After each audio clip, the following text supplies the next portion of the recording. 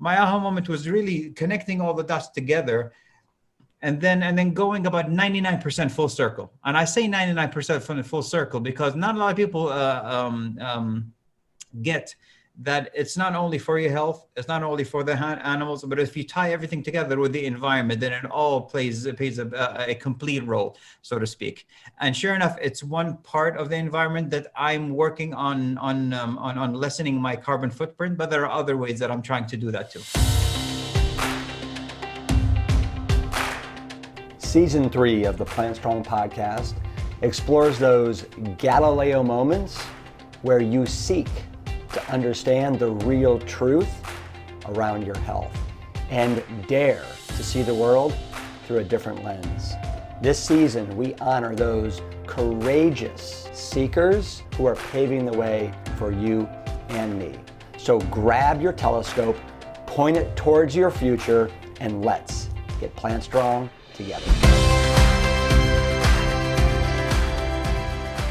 Hey everyone, welcome to another episode of the Plant Strong podcast. I'm Rip Esselstyn, your host, and we have had a doozy of a last couple of weeks between the Delta variant that is just tearing through this country and Ida that just made its way through Louisiana and then up into the Northeast, Massachusetts, New Jersey, New York City.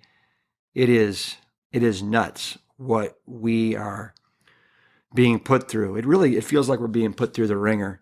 And I just, everybody that's out there, do your best to keep the faith and know that things will get better. Now, moving on to the podcast. I must say that my favorite aspect of hosting this podcast is having the honor of introducing you to real change makers and leaders who literally light the way for the rest of us in our journey to healthy, plant strong living. It's by their example that we get to experience the infinite possibilities with wondrous, amazing plants. Now, as you know, I've had doctors, athletes, and actors on the show, but today I can say, for the first time, I get to welcome a real-life prince to the Plant Strong podcast. His name is Khaled bin Alwaleed. He's a member of the Saudi Arabian Royal Family who makes his living as a venture capitalist, supporting and investing in green businesses and technologies. I first met Khaled about 4 years ago when he flew over and spoke at PLANTSTRONG on the Esselstyn family farm. And his Galileo moment that he's going to share with you today, it stuck with me then, and I know it will resonate with you today because you see, wealth, it can certainly provide a lot of things, but it can't buy health or compassion. Those come from within, and this is where Khaled operates from. His desire and obligation to make a positive difference for the planet because he knows firsthand that your health is your wealth. And as he says, with great power comes great responsibility. And that it's this responsibility that drives him to invest in people and companies that align with his values. Values that protect the planet, the animals, and improve our personal health. Khaled is a self-proclaimed geek, animal lover, and as I like to say, Prince of Plants. Enjoy. All right, I want to welcome Khaled bin Alwaleed. I should say Prince Khaled bin Alwaleed. I know you're way too humble and modest, but to the Plant Strong podcast. This is season 3 of the Plant Strong podcast, and this is the first time I've ever had a prince on the podcast. I've had doctors, scientists, I've had firefighters, athletes. So this is a novel moment, and you're obviously a very special person. So thank you for being on the podcast. No, I'm gonna be. I'll tell you what, the bar is gonna be pretty low if you're gonna consider this being a prince. So, Well, well, I hate. So I'm going to come at you here though, because I told my family last night at dinner that I was going to have you on the podcast today. And is there any questions that you'd like for me to ask Khaled? And my daughter Sophie was like, I just want to know what in the world it's like to be a prince. I mean, so you've probably been a prince your whole life, correct? yes, pretty much. Yeah. So pretty much, yeah. I mean, but and maybe from your vantage point, it's just so part of who you are. But I'm just wondering, like, what's it like? Honestly, so it really revolves around parenthood and how one's been raised. And Yeah. I've been raised in a way that there is absolutely no difference between me and anyone else, and between our family and anyone else's family. I was lucky enough to be blessed to have the opportunity to have parents who they are. My father is a renowned investor, and my mom, daughter of a past king of Saudi Arabia. But regardless of that, there was never a point in time where we lived the expected that type of lifestyle. It was always been where there's never been any difference between my family and anyone else's family, between myself and anyone else, and that's the way we were raised, really. I mean, I remember my mom, actually where I live right now, in this house in Riyadh. This is where I grew up. And my mom would be walking around the premises, and she'd know people by their first name. So we had back then a bunch of workers that we had, and she'd know everyone by the first name. And she'd visit wherever they were living and make sure that they had everything that they needed. And likewise, they would talk to her back and forth. It was never that Downton Abbey type of environment. Right. Yeah. Nice.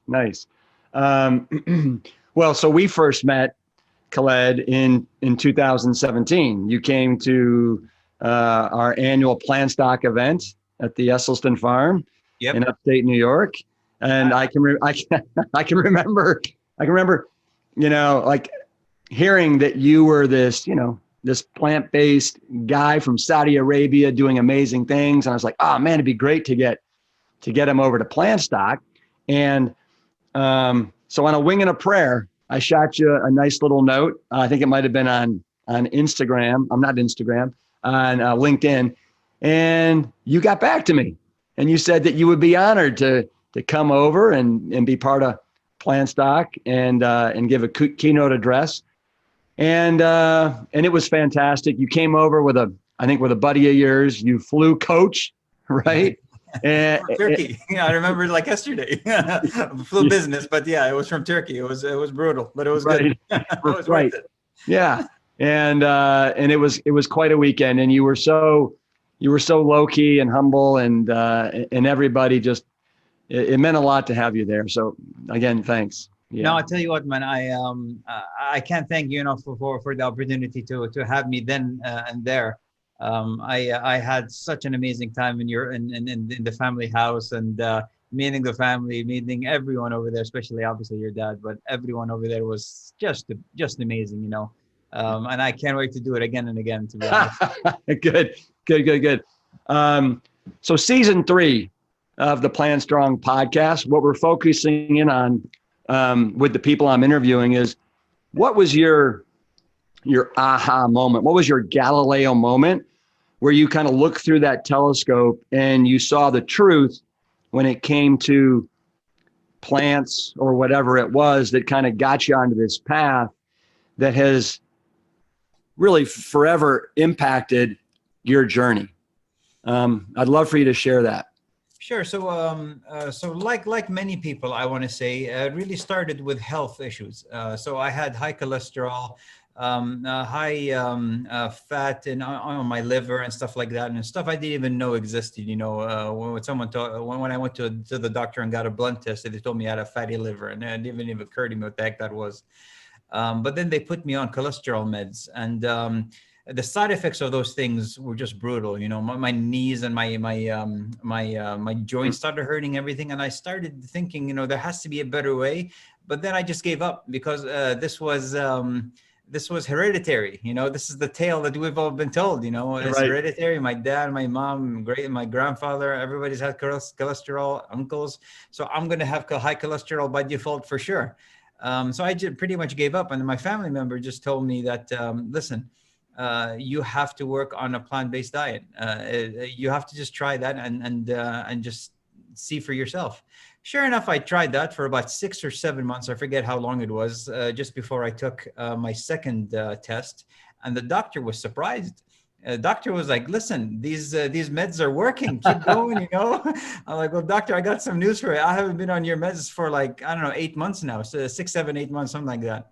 And he did not believe me at all. He said, there's no way that this could happen. But anyway, regardless of that, I said, well, that's fine. I'm not going to convince you. You're not going to convince me. So I'm just going to part ways, and I'm just going to live my life the way I think I should be living my life. And slowly but surely, my aha moment was seeing the level of cholesterol, seeing the level of blood pressure go down to normal levels, but then tying food with my everyday life, and see what the byproducts of food relate to whether it's clothes, whether it's I don't know, a leather couch and stuff like that. And then I started connecting the dots together, and then it just became full circle. It's not just for health anymore. It really is more of a cruelty-free type of work ethic and life ethic that I wanted to adopt.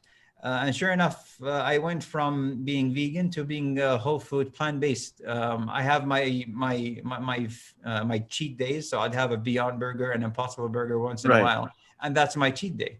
But other than that, I mean, Gardein too, but Tofurk, the other big products. But other than that, my aha moment was really connecting all the dots together, and then going about 99% full circle. And I say 99% from the full circle because not a lot of people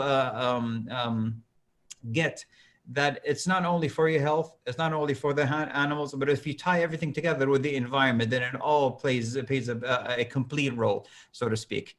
And sure enough, it's one part of the environment that I'm working on lessening my carbon footprint, but there are other ways that I'm trying to do that too. All right, we'll get back to Khaled in just a moment. But gang, if you're listening to this between September 9th and September 12th, 2021, I want to invite you to hop into our live stream event that's going on right now. It's the 10th anniversary of PLANTSTRONG. It is the perfect event to help you start or strengthen your plant-based lifestyle. This year, we've assembled the brightest luminaries in the movement, and we've invited them to share the latest research and evidence that definitively points that our best defense against chronic Western disease is, of course, the power of plants. Every ticket is going to receive video access to watch the talks again and again, plus every attendee will receive exclusive discounts and be part of our special community. I would encourage you to join today at plantstrong.com/plantstock. And if you haven't heard the news yet, I am over the moon excited to announce that the Rips Big Bowl cereal is back. I eat this breakfast every day, and our new and improved varieties taste insane. You won't believe how satisfying it is to start your day with this bowl of whole grain goodness. Learn more at plantstrongfoods.com. I know at PLANTSTRONG, you shared a story that was pretty impactful and profound, and that was when you went on that trophy hunt. Mm-hmm. And how that affected you. Can you share that story? Oof. Yeah, when was that? That was 2002, 2003. And I went on one of those hideous and disgusting hunts. And I remember just the day after that thinking, what in the world did I just participate in? And it really never dawned to me until a few years later, because I only did it once, but until a few years later, when I started thinking about my health, thinking about the clothes that I wear, and thinking of the hypocrisy Mm. that I would disregard a chicken's life or a cow's life, and totally put a lot of stock into a lion's life or another predatory animal's life. And then I just connected both together. And to me, that was a profound moment where I cannot emphasize enough how bad I feel of what I participated in. Mm. And every single day of my life, I remember that I have to make up for what I've done. And I know I'll never be able to do that until even after I die. But I'll work my ass off to better the wrongs that I've done. I'm investing in the right companies. I hope I'm pushing the right messages when it comes to animal cruelty, all types of animal cruelty, when it comes to trophy hunting or a piece of chicken on your plate, to other factors. So I'm telling you, Rib, um, oof, I get super Hmm. yeah, sorry, I get super emotional when it comes to stuff like that, and I feel horrible about that. But again, I'm working day in and day out to right the wrong that I did. Well, and I think that the emotion that you're feeling right now is also one of the things that's driving you to do all the good you're doing right now, with your power and with your wealth and all the responsibility that as you said at Plantstock comes with that. Yeah. And so, I mean, think about it. If you wouldn't have gone on that, you wouldn't be doing all the good you're doing right now. Probably it wouldn't have impacted you like it has. At least the drive. I agree with Yeah. what they're saying. At least the drive that I have with and conviction that I have of me being on the right path and me pushing as hard as I can in the right ways, Mm-hmm. to help people understand that there is a difference between a few seconds of cravings that you can have for a piece of flesh, or to substitute that with the plant-based alternative and hopefully cellular agriculture products that we'll have in the near future. Mm-hmm. Mm-hmm. I would imagine your father and your mother and your family, they must be so proud of what you're doing and the path that you've chosen and the impact that you're making. Do you feel that from them? It's funny. I get that. Obviously, you get that a lot from your mom. So I get that a lot from my mom. Biggest cheerleader Yeah, yeah. and the biggest inspiration for me, to be honest, and motivator, to be honest. But yeah, I get that a lot from her. Obviously, family pushes me forward a lot. My father does once in a while give me this positive note of the right stuff that I'm doing.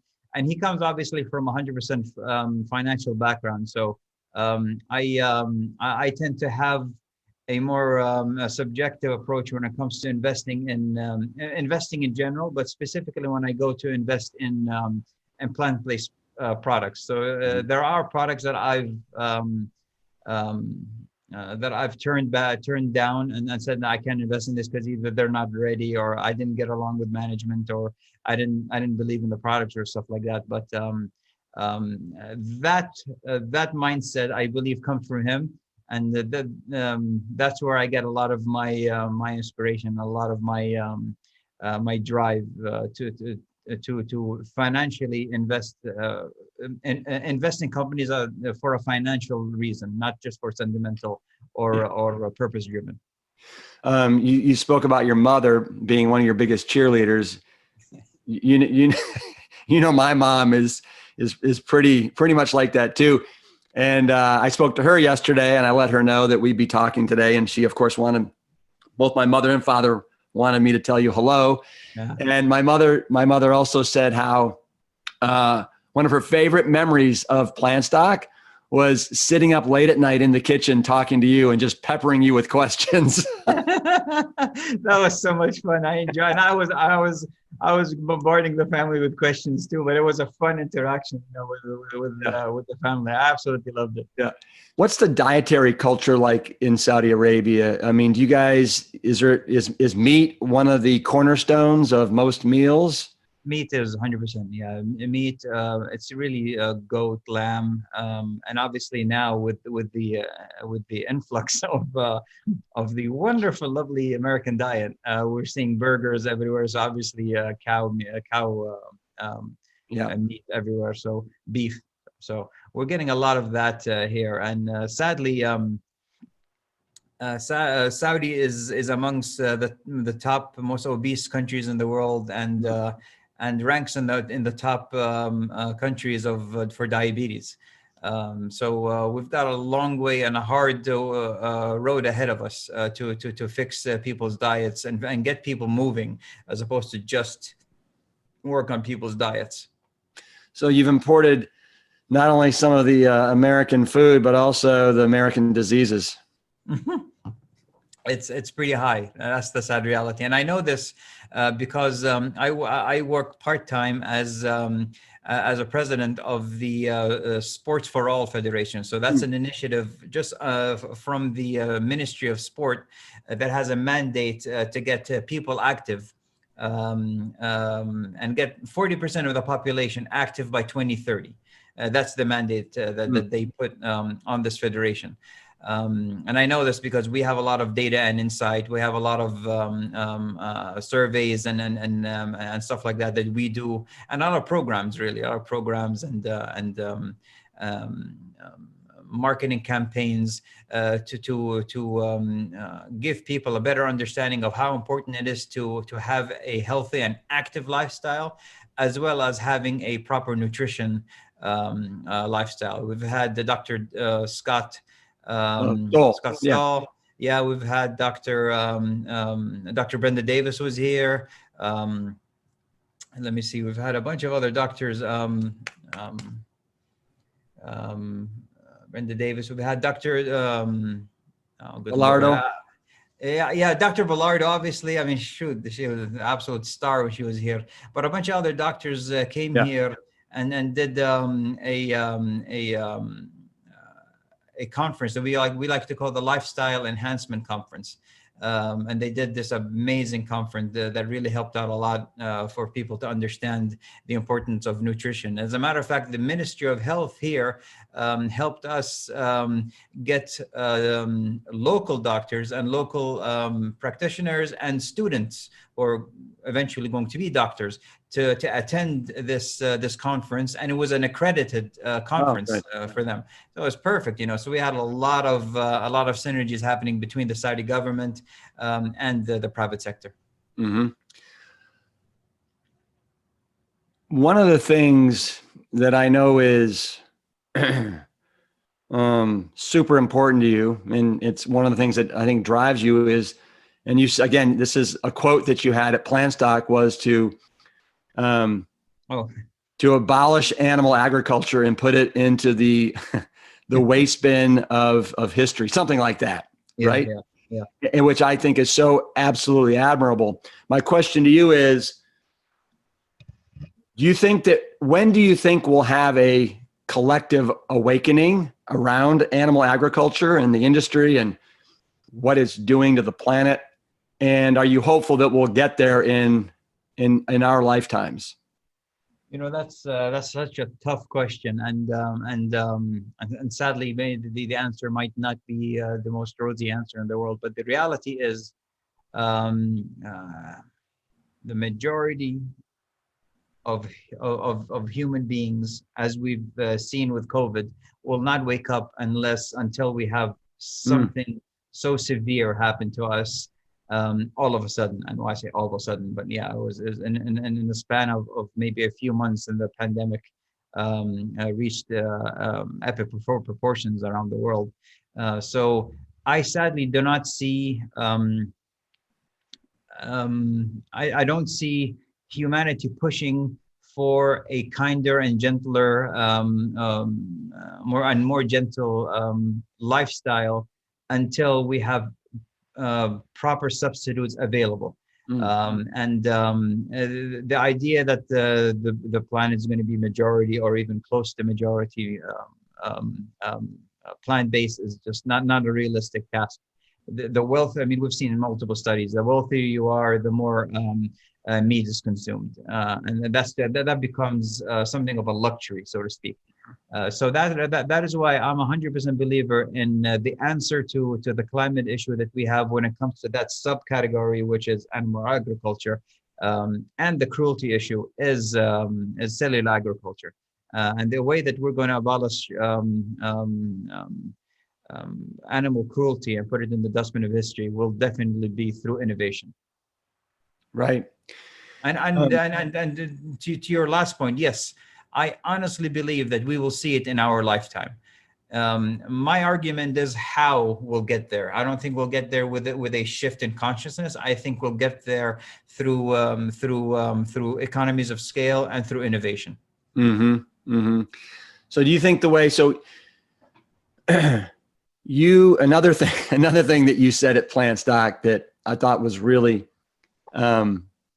moving was it was around the whole thing where, you know, with great power comes great responsibility, and you have the ability to basically knock on almost anybody's door on the planet.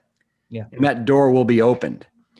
And so, you know, my question is, what do you think is the best way to talk to that person or that corporation? Is it by showing them how they can, you know, save money, make money? Is it to try and let them know, listen, you know, our planet is in peril? I mean, does it just depend upon the person or the corporation and what tactic you take?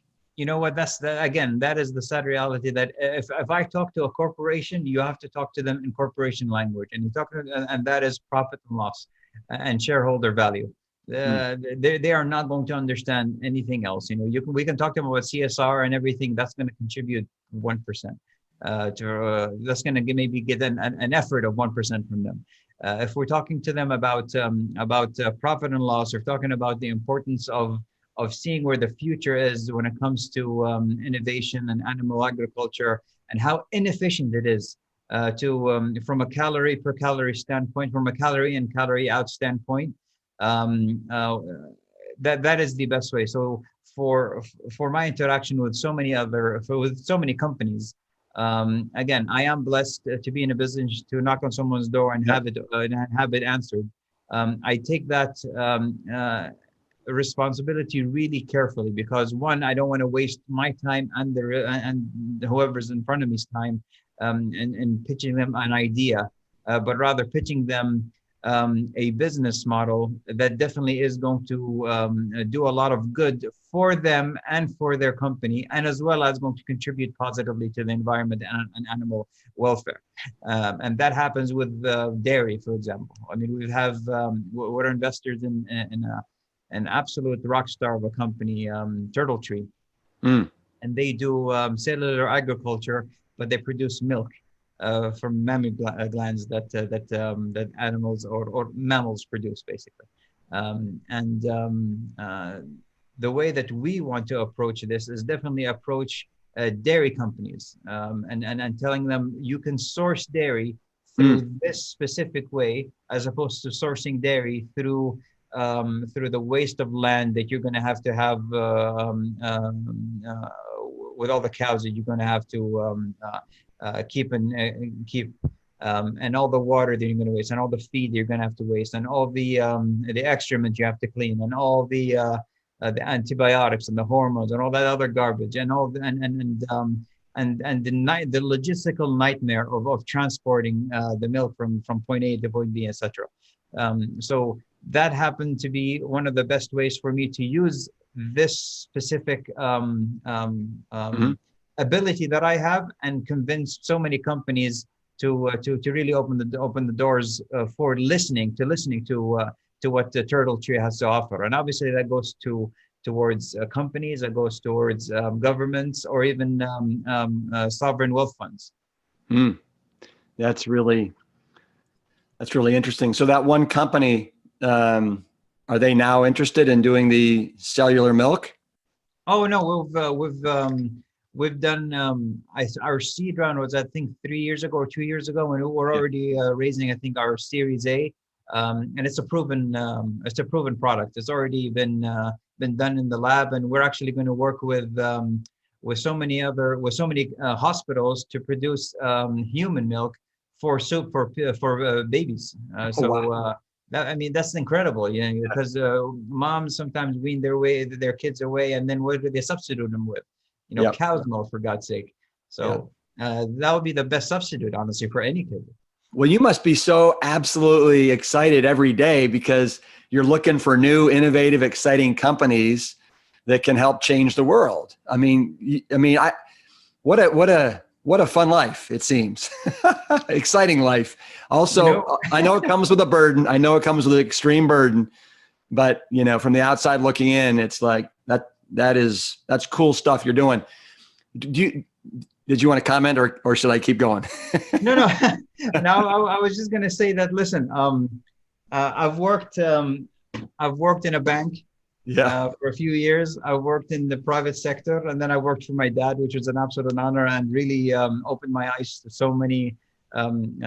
so much potential, Yeah. and a lot of information. But I am blessed to have landed on venture capital, and I'm blessed to be investing into early stage companies that are really doing a lot of good, and frankly changing the world. So I wake up in the morning, I'm excited. I totally Yeah. agree with you, man. I'm Yeah. excited to meet new entrepreneurs, to back entrepreneurs, and to give them, and hopefully if I can contribute to their success in any way, then listen, that's a win for me. Hooray. What are some other companies that you're kind of excited about, that you're investing in? I saw something, I think, on your Instagram. I think it was a electric airplane. Is that right? That sounds super like dope. Listen, when we got the when we got the first proposal, and I read it, and I was like, "Are you kidding me?" And I got this about a year ago or so. I was like, "Okay, this is a very interesting company, but I'm going to wait up a little bit and just see there's some proof of concept, because this is a radical change, obviously." Sure enough, we've had a great conversation with Ampere. Founders were just absolute rock stars. I really got along with them. I shared their vision, and sure enough, that translated into an investment with them. And then obviously we're going to work together with hopefully electrifying the skies here in the region. Wow. But it's just amazing, you know, all the contribution that we can do for the environment. It's incredible. And we're talking about electrifying planes. You know, it's insane. Well, it gets me fired up when I think about the innovation that is out there, right? Electrifying airplanes, cellular meats, right? The list goes on and on and on, that we just might be able to mitigate what's going on here with this climate pollution and turn the ship around. I mean, I've got to be hopeful. So, look, hopeful is definitely something that we all have to be, regardless of how tough the road is, you know. And I, again, those are just subcategories of the contributors to climate change. You know, we've got a lot. There's manufacturing, there's buildings, there's concrete, there's steel, there's so much other parts. There's the carbon that they emit. There's a lot of work that has to be done, and not just from an animal standpoint, not just from a building standpoint, or even from a transportation standpoint. There's a lot of contributors to global warming that we all need to work on collectively. Yeah. And this is a mammoth task, man. This has to have global government coordination. This is not going to happen by one company or one person or anything. On your Instagram, it lists about 5 bullet points for you. The first one is Geek. So tell me, I love geeks, but tell me, why do you consider yourself a geek? I mean, I grew up building computers. I grew up programming. I was a big I was really big on building my own PCs and stuff like that when I was a kid. And then with gadgets and everything, I love gadgets. You know, if there's a new phone that comes out, I'm on it and I have to try it out and I have to test it out and I have to just take it through the ringer and just see what I can do with it and you know, stuff like that. So a lot of these things, I mean, okay, so one of the easiest ways to know that I'm a geek is that any family member or friend who has a question when it comes to their electronics, they call me, unfortunately. Yeah.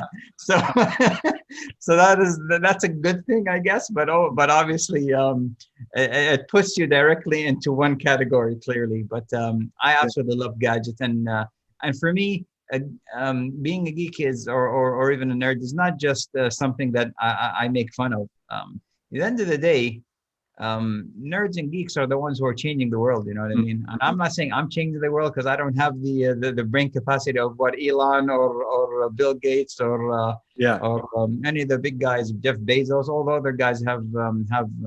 But what I do have is the ability, thankfully, to just recognize those dreamers. Now, those dreamers are the guys who really dare to change the world. You know, for me to be part of that in any way, shape, or form. I'm blessed to be in that position, you know. Let me ask you this. What kind of phone do you have right now? I rock a Samsung and an iPhone. Oh, you have both. Okay. Yeah, what do you got, an Apple or a PC? No, I'm on no, I can't do PC. I moved away from PC, I think, in just the last year of the Motorola, when they moved away from Motorola processors to Intel processors. And I've been on Apple since. Gotcha. Yeah. What about a watch? What kind of watch you got? Apple Watch. I can't go Apple Watch. Yeah. Cool. All right. So another thing, another bullet point, animal lover. Have you always loved animals? Or is it something that's been building?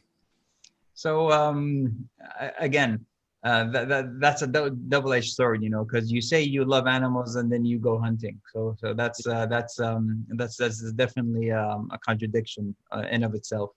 But yeah, I mean, I loved pets when I grew up, and I didn't know the difference between a pet and the food that you ate. You know, I didn't have the opportunity for someone to show me the difference.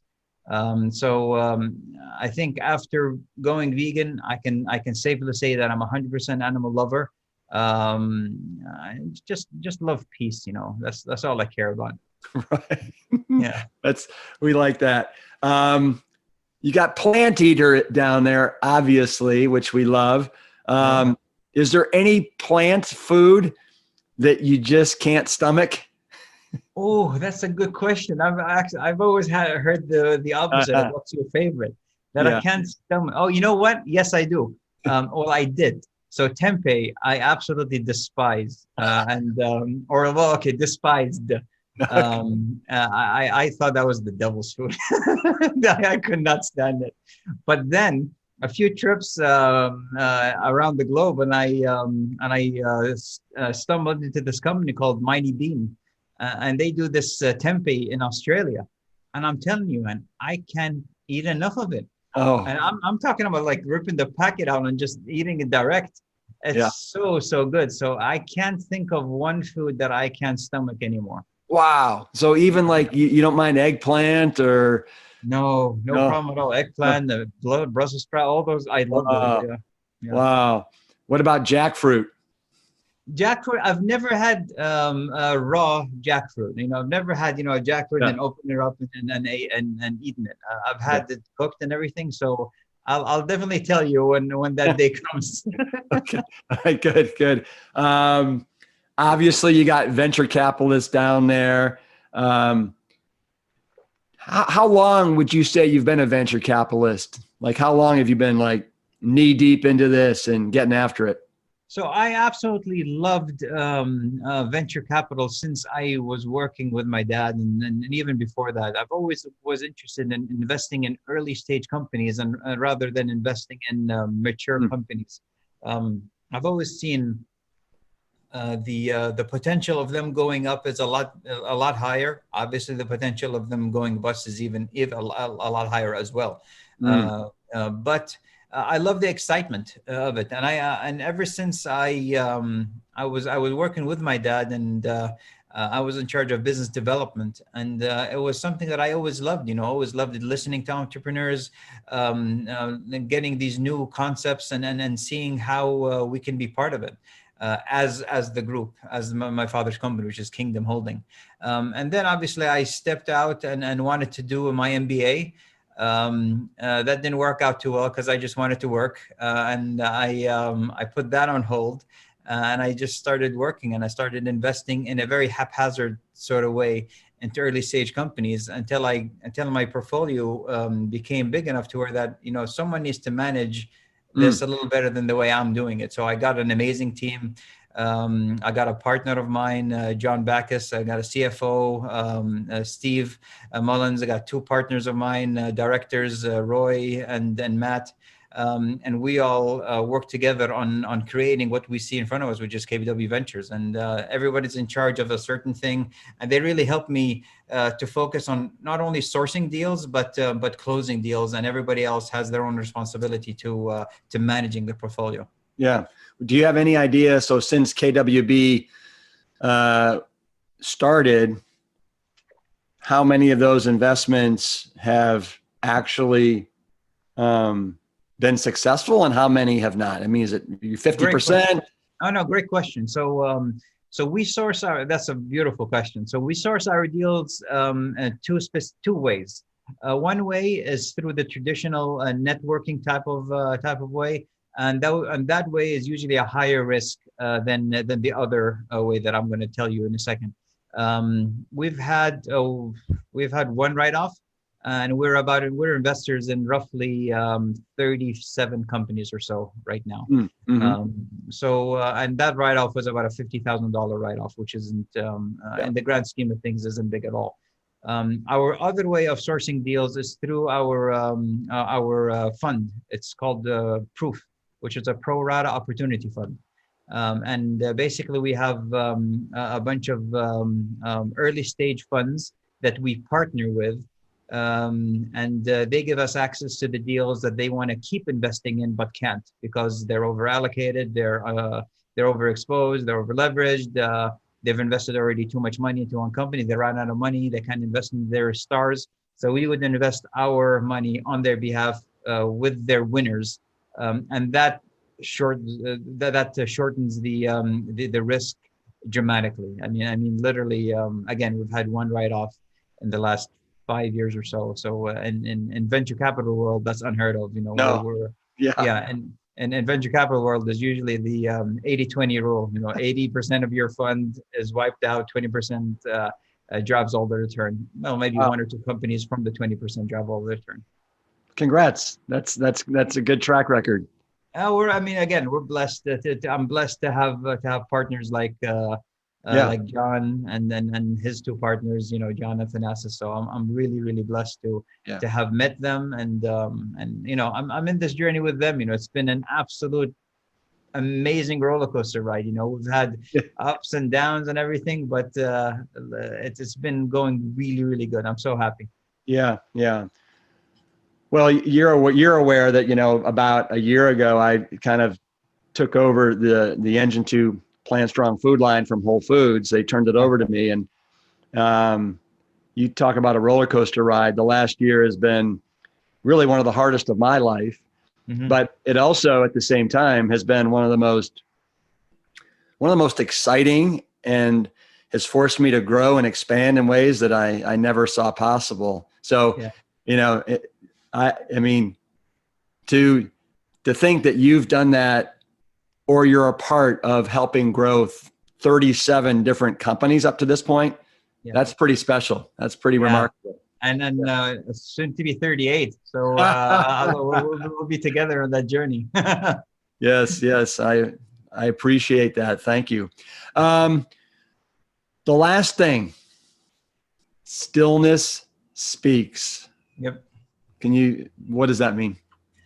So, I understand that that last year was one of the toughest years that all of humanity had to go through, and specifically specifically for certain type of workers, and again, that has to have been one of the toughest and most stringent time on many people's lives, um, and for that, I'm thankful that we've almost passed it. We're almost have it behind us right now. But for me, that was one of the most challenging times mentally for me. I started getting into meditation a lot heavier, and I started reading a little more, and I started having just discussions with certain people in the spiritual world, to help guide me a little bit. And that year for me was one of the biggest transformation. What's the word I'm looking for? Transformation. Transformative. Yeah. Yeah, transformative years for me, ever. And I've adopted this more stillness speaks mentality of I don't react, so to speak, to things anymore. But I take it in, I analyze, I react later. And that's why I believe in stillness speaks. And I read obviously Eckhart Tolle's books, in that, and really helped me a lot throughout 2020. Hmm. Well, and Yeah. 2021, to be honest. Yeah. No, that's one of the things that I would like to do. I haven't done it, is make meditation a consistent part of my life. Yeah. It's just, I've had a hard time, and I still have a hard time. I mean, shit, I'm no guru, for God's sake. But my meditations go from thinking about 1,000 things and then just trying to stay still, and then going through 1,000 things again and staying. I'll never be. Well, I'm not going to say never, but for now, I'm not where I can just be absolutely present. But I'm working on that, and that's my type of meditation. And you know what? It works. I feel rested. I invested in my sleep. I invested in my well-being mentally. For me, that's where stillness speaks come from. So meditation for me is one of the toughest things I've ever done. I CrossFit, and meditation is tougher. I swear. Yeah. When in the day do you meditate? Morning, night, when? Morning. Anytime? Yeah, Morning. it has to be morning. Yeah, it has to be morning. And in some occasions, I do that maybe twice a day, not at night, but in the middle of the day, I'd be in the office, and people would know this is my time. Leave me alone for 15 minutes. And I'd turn my back to everyone, and I'd face the window, and I'd just do my thing. Yeah. And just try to be present, because there's a lot of challenges happens in one's life, it's just really important just to collect your thoughts and collect yourself. Yeah.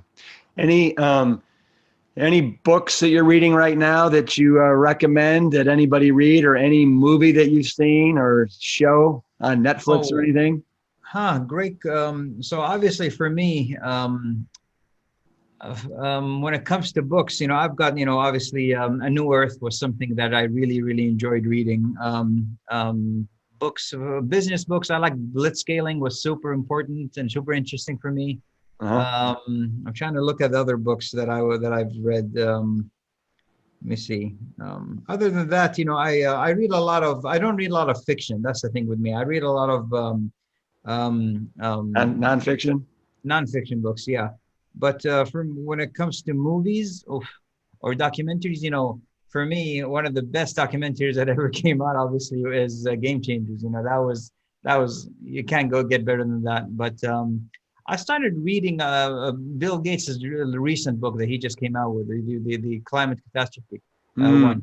That's a super interesting book. I'm in the middle of it right now. It's something that I really recommend people read and read well, and listen to what you're saying when you're reading it. It's super important. Yeah.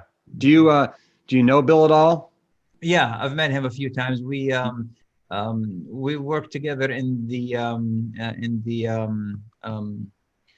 Breakthrough Energy Ventures company that he has. I'm on the board, subsidizing my dad in that company, and I recommend everyone just to a quick Google on Breakthrough Energy Ventures and all the amazing things that Bill Gates is doing. Mm-hmm. You know, one of the movies that has literally in the last 3 days, at least 10 people have told me, Rip, you got to watch this. Rip, you got to watch this. It's called The Octopus Teacher, and it's on Netflix. The Octopus Teacher. It's a documentary, so we're going to check it out tonight. Nice. Okay, good. So actually, you know what? Again, it's early enough for me to actually do something because I'm going to watch a movie tonight. I'm going to do that then. Do The Octopus Teacher, and then shoot me an email and let me know what you think. Oh, for sure. Yeah, I will. Good. All right. Hey, you know what? This has been fabulous. Pleasure. Thank you so much. No, thank you for the conversation. If people want to know more about you and what you're doing, where should they go? I mean, they should go to, I guess, KBW Ventures. KBW.vc is the best way to get all the information. My handle, obviously, is Khaled bin Alwaleed. You can probably write it down somewhere or Google it. It's my name. We'll have it in the show notes. Yeah, exactly. You put it in the show notes or something. But you can just pretty much follow me there. And then I usually respond to a lot of comments or stuff like that when it comes to general questions. All right. Hey, let's sign off. If you could copy me, peace. Yes, sir. Engine 2. Yeah. Keep it plant strong. Oh, yeah. See you, brother. All right. Thank you very much, man. Compassion truly is a lifestyle. And I'm grateful that Khaled and his team are investing in life-changing technologies and sustainable solutions. For more information on Khaled and his work, visit the links in the show notes at PLANTSTRONGpodcast.com. Peace. Engine 2. Keep it plant strong.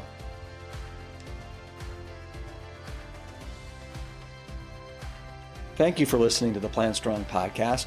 You can support the show by taking a quick minute to follow us wherever you listen to your favorite podcasts. Leaving us a positive review and sharing the show with your network is another great way to help us reach as many people as possible with the exciting news about plants. Thank you in advance for your support. It means everything. Have you had your own Galileo moment that you'd like to share? What happened when you stepped into the arena and shed the beliefs that you thought to be true? I'd love to hear about it. Visit PlantStrongPodcast.com to submit your story and to learn more about today's guests and sponsors. The Plant Strong podcast team includes Carrie Barrett, Lori Kordowich, Amy Mackey, Patrick Gavin, and Wade Clark. This season is dedicated to all of those courageous truth seekers who weren't afraid to look through the lens with clear vision and hold firm to a higher truth. Most notably, my parents, Dr. Caldwell B. Esselstyn Jr. and Ann Cryle Esselstyn. Thanks for listening.